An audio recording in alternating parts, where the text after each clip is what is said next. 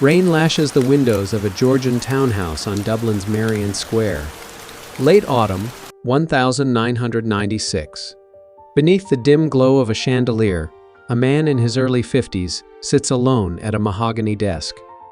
Cigar smoke drifts toward the ceiling in slow, deliberate coils.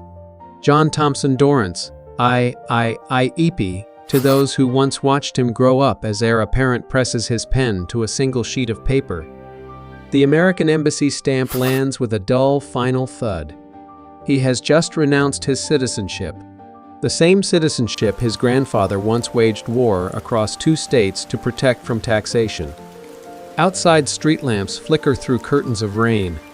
He exhales. The smoke carries with it the scent of aged tobacco and something harder to name.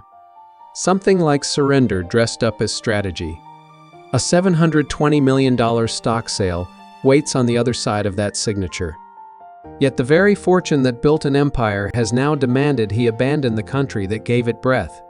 Back home, the red and white can sit unchanged on every supermarket shelf, exactly as it did in 1898. It has outlasted wars, recessions, cultural revolutions, and 4 generations of the family that invented it. But here in this quiet Dublin room, the empire's oldest pattern has claimed another heir. The family that fed a nation could never quite feed itself. If that image stays with you, hit like and subscribe. Every story in this series is one where luxury conceals its darkest costs. And leave a comment below. Would you walk away from billions just to keep them? Turn the clock back.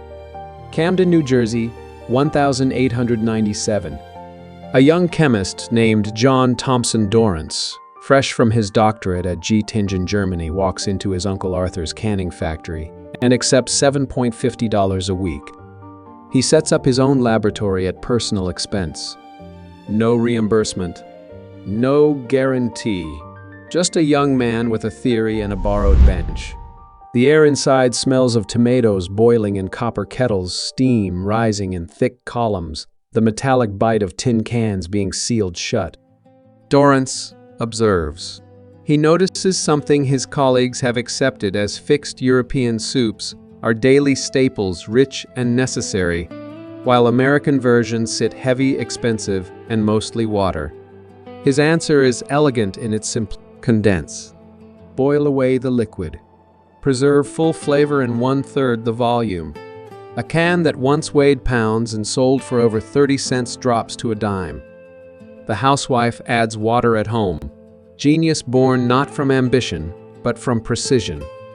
What made Dorrance genuinely remarkable was not just the invention, it was the execution. Most chemists of his era filed patents and moved on. Dorrance did something different. He embedded himself into every layer of the business. He oversaw the tomato farms. He controlled the seed stock. He personally supervised the canning lines when new batches were in. The formula was his, yes, but the obsession that surrounded it was something else entirely. It was the obsession of a man who understood from the very beginning that the only way to protect what you built was to never let go of it. By 1898, the red and white label appears inspired by Cornell's football uniforms, vivid and impossible to ignore. The 1900 Paris Exposition delivers a bronze medal. It gets stamped onto every can from that day forward. The Campbell Kids sketches follow in 1904, rosy-cheeked and selling innocence alongside product. Dorrance buys shares, methodically pressing partners with a quiet but unmistakable threat: walk away, and the formula walks with him. By 1915, he owns everything. Factory lines run day and night. Trains loaded with cases roll west to California, south to Texas. The man who started at $7.50 a week now commands an empire feeding an entire nation. And yet even then, the shadows were already moving in. Colleagues noted that his evenings ended with bottles. The study lit late, always a glass in hand. Control tightened by the year, no public offering, no dilution, no loosening of the grip. The soup had simplified life for millions. But inside, the family complexity was quietly building into something that no amount of precision could contain. Then came Woodcrest, Horace Trumbauer's Elizabethan Tudor master, completed in 1925 across 238 acres on Pennsylvania's main line. Stone fayade half-timbered wings, 51 rooms across 3 floors. 10 family bedrooms, 12 more for staff. Stables, a pool house, a 7-car garage. 16 servants inside the house alone, 10 to 12 more tending the grounds, all moving through those halls. With silver trays, voices, low footsteps, careful. Ethel hosted teas and garden parties that made the society pages. Eleanor's social debut drew columns praising her as one of the season's most elegant presentations. The family had by every visible measure arrived. What nobody discussed openly, John still kept his New Jersey voter registration, driver's license, banking, even the will filed in Burlington County as instructed. Pennsylvania's inheritance tax hit harder, and he was not a man who paid what he could avoid. The mansion shone brilliantly from the outside, but the deception underneath, quiet and deliberate, had already begun laying the groundwork for a catastrophe he would not live to witness. September 21, 1930. Heart disease takes John Dorrance at 56, not at the gleaming Woodcrest estate, but at the Cinnamonson house. He barely visited the one he'd maintained purely as legal fiction. Executives file the will in Burlington County exactly as instructed. Pennsylvania moves immediately, 51 rooms, local schools, and entire social life, all conducted in their state. Their claim, a $31 million tax on an estate appraised at nearly $200 million. New Jersey counters with voter registration banking, records the company itself located in Camden. Their claim, $12 million. Both states win. The Supreme Court declines to intervene. More than $26 million paid out in total, double what honest residency would have cost from the very beginning. The man who removed water from soup had spent a lifetime layering fiction into his own story. And when the fiction finally collapsed, it was the heirs who drowned in the cost. The 35-page will only tighten the grip from beyond the grave. Stock locked, not to be sold without, in his words, the greatest deliberation, and only in single block. Son Jack received double the inheritance of his sisters. Grandchildren were grouped together, perpetuating family control across the next generation. Ethel received exactly 1/4. New Jersey law offered no widows forced third. This was not the document of a generous man. It was a set of chains written in legal language engineered to outlast him by decades and designed above all else to ensure that no single decision could ever dilute the family's grip on the company he'd spent his entire life building. Jack inherited at 11. He grew up understanding the weight of what he carried without ever being fully prepared for it. He climbed the company methodically, floor foreman, treasurer, and eventually chairman by 1962. Those who worked with him in the early years described a man of genuine intelligence and quiet intensity. But alcohol had already found him. Evenings stretched long. Drinks masked the strain of a marriage that didn't fit, a fortune he hadn't earned, and a public identity he hadn't chosen. Jack tended toward alcoholism, at periods his cousin David would later say, measured, careful, but plain. Fear of kidnapping drove practical decisions, tear gas jets installed in his car, daily route changes, bodyguards moving close. First marriage dissolved in 1963. He remarried, settled in Glasgow. 3 children arrived, E.P. Mary Alice Bennett. He told them almost nothing about the money, as though silence itself were a form of protection. In 1989, a heart attack took him at 70. The will's grip passed forward untouched and unbroken to a generation even less prepared to carry it. Jack was dead within 2 weeks of a family retreat at a gathering meant to signal unity, to close the distance between relatives who had grown more like cautious strangers than aligned shareholders. It failed completely. Instead, the retreat cracked open everything that had been quietly accumulating for years. Project Toad, a secret merger proposal with Quaker Oats that would have shifted headquarters to Chicago and reduced the Dorrance family from majority owners to minority stakeholders almost overnight. The plan had been developed quietly with the assumption that momentum would carry it through. Bennett and cousin George Strawbridge killed it on a conference call, swift, decisive, and deeply revealing of just how fractured the family's internal consensus had become. But the damage had already spread before the call ended.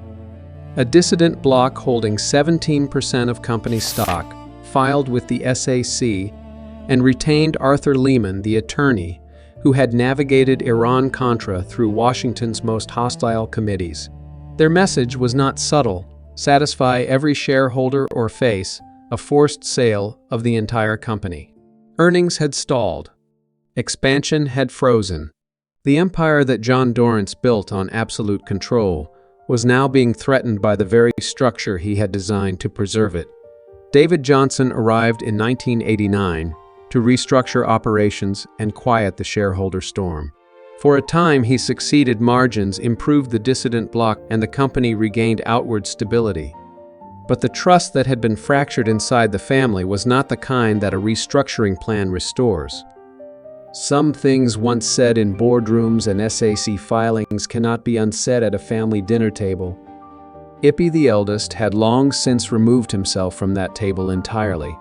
He had retreated to Wyoming, 18 acres of open country near Devil's Tower, Brangus cattle grazing across land that felt about as far from Camden, New Jersey as geography allows. A chalet with mounted game on the walls. A $100 quarterly stipend that felt against the locked billions in the background, almost deliberately modest. Then his father's death changed the arithmetic. Entirely hundreds of millions in dividends began flowing in. $87,000 a day. He joined the board.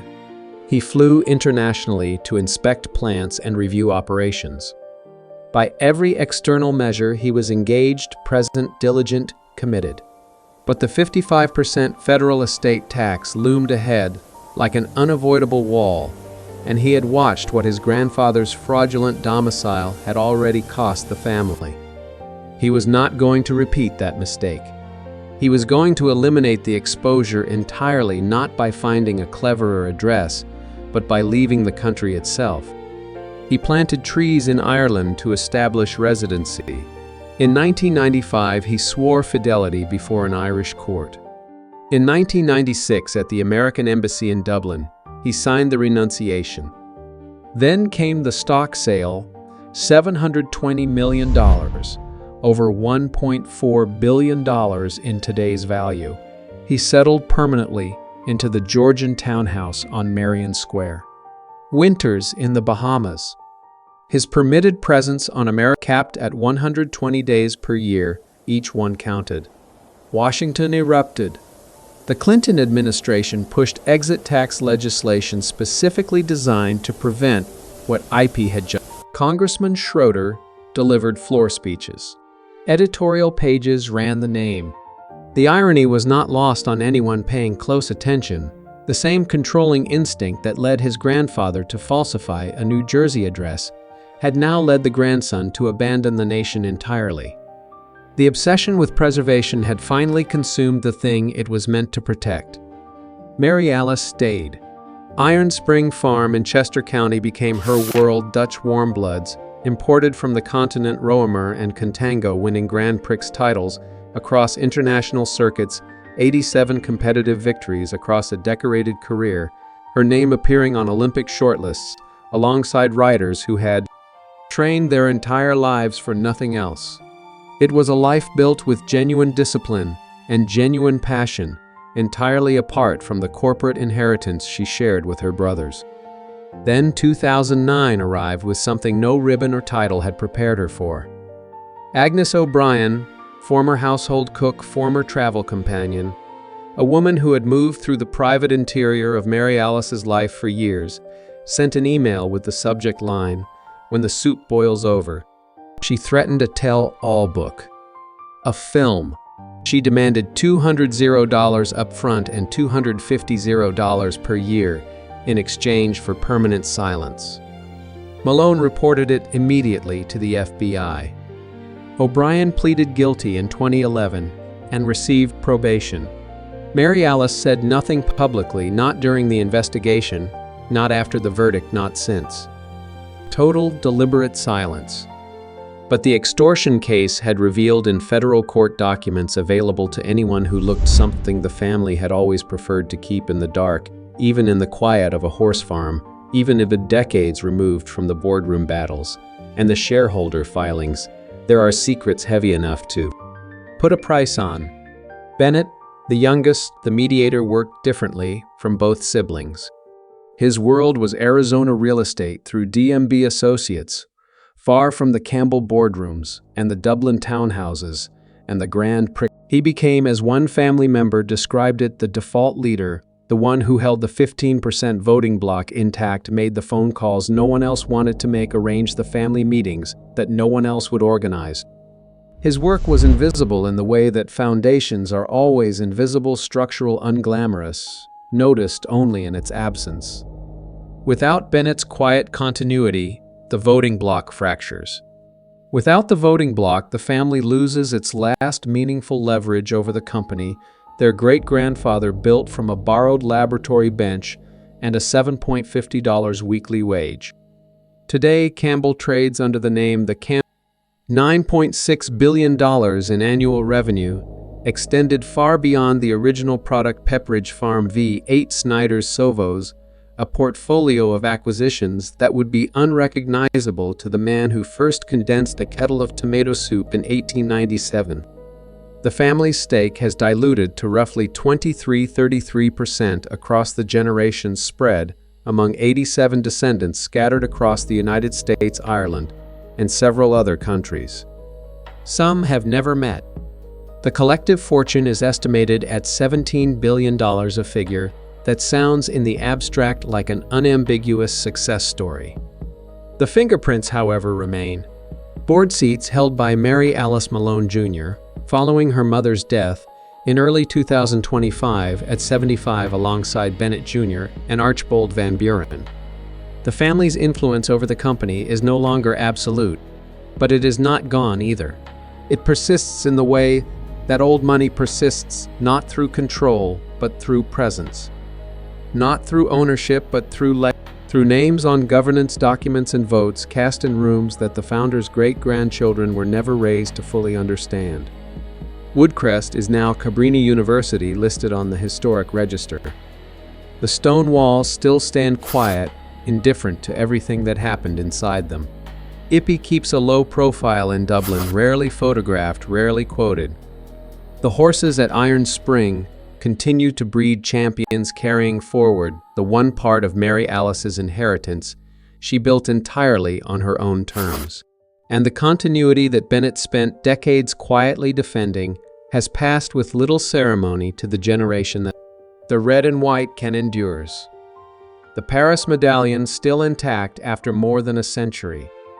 Andy Warhol's 1,962 paintings, 32 varieties arranged on a gallery wall as both tribute and provocation, sell at auction for figures that dwarf anything the original product ever earned in a single quarter.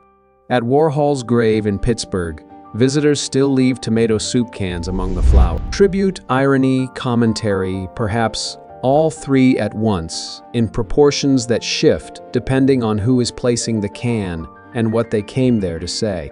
The empire simplified kitchens for a nation. For the bloodline that built it, it complicated everything it touched. Control promised permanence and delivered instead exile in Dublin, blackmail in federal court, and a family of 87 people spread across the globe, connected by a name on a can that most of them never chose to carry. The price of power is never paid once.